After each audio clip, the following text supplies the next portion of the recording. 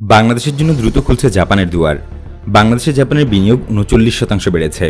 জাপানের রপ্তানি বেড়েছে ২৩%। বিনিয়োগ বাণিজ্যে বড় অংশীদার হয়ে উঠেছে জাপান। চীন, থাইল্যান্ড, মালয়েশিয়া, সিঙ্গাপুর ও ফিলিপাইন আজকে যে অবস্থানে পৌঁছেছে তার পেছনে একটা বড় অবদান জাপানিদের। জাপানি কোম্পানিগুলো ওইসব দেশে কারখানা করেছে, প্রযুক্তি হস্তান্তর করেছে, তাতে স্থানীয় শিল্পের সক্ষমতাও তৈরি হয়েছে। ফলাফল মানুষের জীবনমানের উন্নতি হয়েছে। বাংলাদেশেও এখন জাপানি কোম্পানিগুলোর বিনিয়োগ বাড়ছে। পাশাপাশি জাপান সরকারও বাংলাদেশে তাদের উন্নয়ন সহযোগিতা বাড়িয়েছে। একই সঙ্গে জাপানের বাজারে বাংলাদেশের পণ্যের রপ্তানি বেড়েছে। এতে করে জাপান বাংলাদেশের বড় বাণিজ্য ও বিনিয়োগ অংশীদার হয়ে উঠেছে। জানতে চাইলে বেসরকারি গবেষণা সংস্থা সেন্টার ফর পলিসি ডায়ালগ বা সিপিডির গবেষণা পরিচালক জানান, একটি হাঁস উড়াল দিলে তাকে দেখে অন্য হাঁসও উঠতে শুরু করে। তেমনি জাপানের মতো বিনিয়োগকারী দেশ যখন কোনো দেশে যায় তখন অন্য বিনিয়োগকারীরাও সেখানে বিনিয়োগের চিন্তা করে। আরও জানান, দক্ষিণ পূর্ব এশিয়ার দেশগুলোর আজকের উত্থানের পেছনে জাপানের ভূমিকাকে অনেক বড় বলে মনে করা হয়। জাপান অনেকদিন ধরেই চীনের পাশাপাশি অন্য দেশে কারখানা করার উপর জোর দিচ্ছে, যাকে চীন+1 নীতি বলা হয়।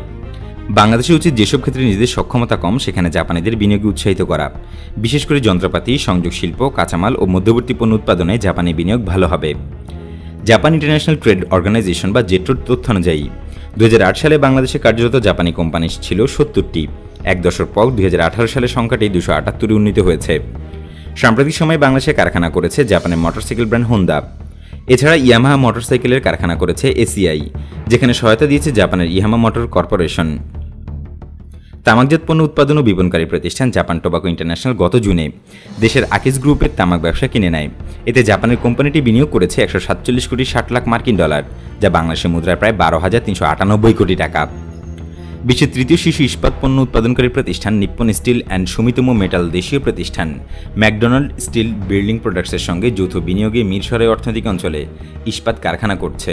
তারা ১০০ একর জমি বরাদ্দের বিষয়ে বাংলাদেশ অর্থনৈতিক অঞ্চল কর্তৃপক্ষ বা বেজের সঙ্গে চুক্তি করেছে। জাপানের সজ্জিত কর্পোরেশন মিরসরাই অর্থনৈতিক অঞ্চলে শিল্প পার্ক করতে চাইছে।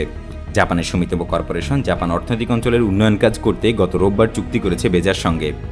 ঢাকায় একের পর এক স্টোর খুলছে জাপানি পোশাকের ব্র্যান্ড ইউনিক্লো ও লাইফস্টাইল ব্র্যান্ড মিনিসো। জাপানের অর্থ মন্ত্রণালয়ের বিনিয়োগ প্রতিবেদন অনুযায়ী ২০১৮ সালে জাপানি কোম্পানিগুলো বাংলাদেশে ১,৫৭০ কোটি ইয়েন বিনিয়োগ করেছে। প্রতি ইয়েনের বিনিময় মূল্য ৭৭ পয়সা ধরে বাংলাদেশের মুদ্রায়, যার পরিমাণ প্রায় ১,২১২ কোটি টাকা। আগের বছরের চেয়ে এই দেশে জাপানের বিনিয়োগ বেড়েছে ৩৯% বেশি। অবশ্য ভিয়েতনাম, থাইল্যান্ড, মালয়েশিয়া এমনকি মিয়ানমারের তুলনায় পরিমাণটি নগণ্য। জাপানের সঙ্গে বাংলাদেশের বাণিজ্য বাড়ছে। চলতি অর্থবছরের প্রথম ১০ মাস অর্থাৎ জুলাই থেকে এপ্রিল সময়ে জাপানে $১১৭ কোটি বাংলাদেশি পণ্য রপ্তানি হয়, যা আগের বছরের একই সময়ের তুলনায় প্রায় ২৩% বেশি। একই সঙ্গে জাপান থেকে বাংলাদেশের পণ্য আমদানিও বাড়ছে।